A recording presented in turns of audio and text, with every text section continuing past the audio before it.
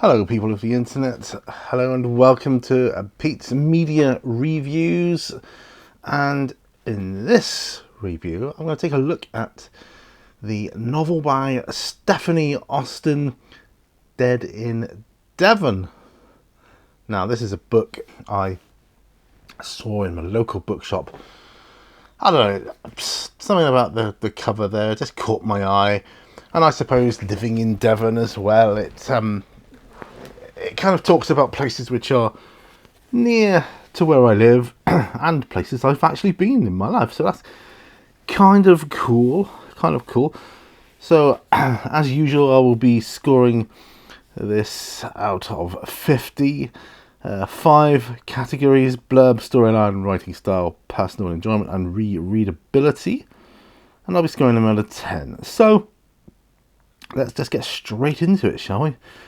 Now, before I do, though, let me just tell you how thick the book is. We're talking 345 pages long, so it's not small, it's not big, it's average, and that's fine.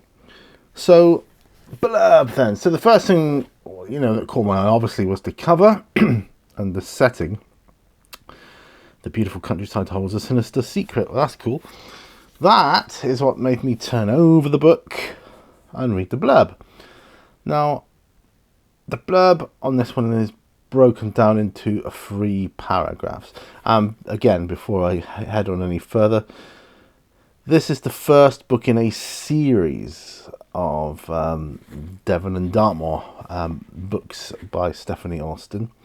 This is the first one. There's many in the series, so I'll kind of,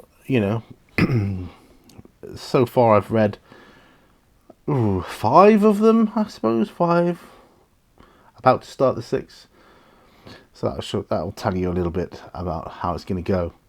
Right, so let's just start with the blurb. Now, blurb, we'll read it out to you because it's not, not a lot to it. Murder is a messy business, especially for the person who has to clear up afterwards. In this case, me. I didn't commit the murder, you understand? I just found it. Him. I found him. Now, obviously, that's just a tiny little extract from the book itself. So, yes, written in first person, which again is another oddity. Not as common as third. Let's carry on. Juno Brown, this is the main character. Juno Brown is a self-appointed domestic goddess. From cleaning to dog walking to caring for the elderly, she flits around the picturesque town of Ashburton in her trusty van, ready to turn her hand to anything. But when she takes on a new client, old Nick, little does she expect to be pulled into the shady world of antique dealing and find herself in the middle of a murder investigation and, if she's not careful, the next victim too. So, very, very cool. That, for me, that's enough to get me intrigued enough to get, to buy the book. What did I pay? I paid $8.99 for this book, and that's not bad.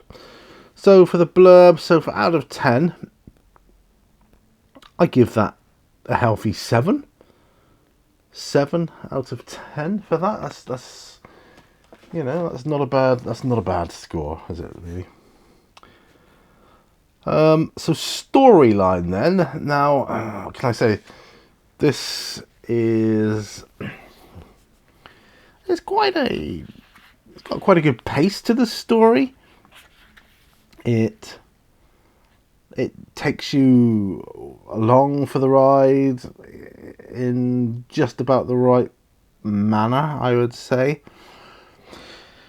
The story has just enough intrigue, mystery, characterization to warrant it being a good story. I'm going to give that an 8 out of 10 for storyline, because that's a very good story, and exactly it's a murder mystery, and that is it is everything it needs to be for that. So yeah, so storyline 8. Right, next on our list is writing style. Now, writing style. This is written, like I say, it's written in the first person, so through the eyes of Juno Brown, and it's pretty well done. I have to say, it's quite well done for first person. It's not easy to write in first. I'm not saying it's easier writing than anything else, but it just isn't easy because it's not as common, I don't think. The writing style is what I would term comfortable. It's a comfortable writing style. It's an easy read. It's an easy writing style. It's fairly well done in terms of the author clearly knows what audience she wants for this and establishes that early on. So for writing style, I'll give the writing style an 8 as well. I like some of the techniques she uses as a writer, so that's pretty cool. Right, so the next one then, which is personal enjoyment. Wow. Out of 10, I'm going to score it at 10 because this was a brilliant book. Absolutely brilliant.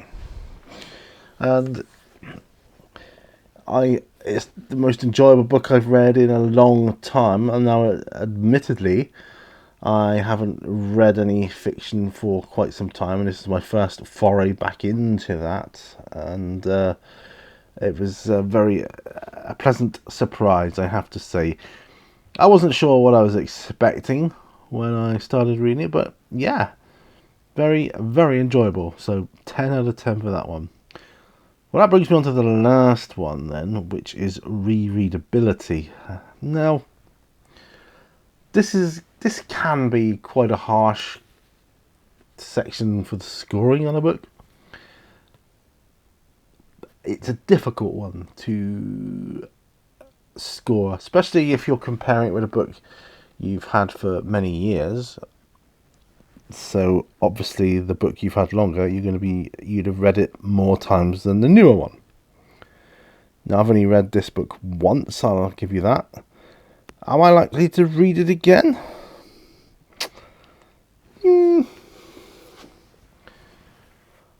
Probably not, if I'm honest. But that does not in any way detract from how good the book is. It is a very good book. I just don't think I would read it again. It's not the sort of story I don't feel the need to read it again like I do with some others. So I'm going to say rereadability. I'll give it a 3 because I'm not going to be reading it again. So,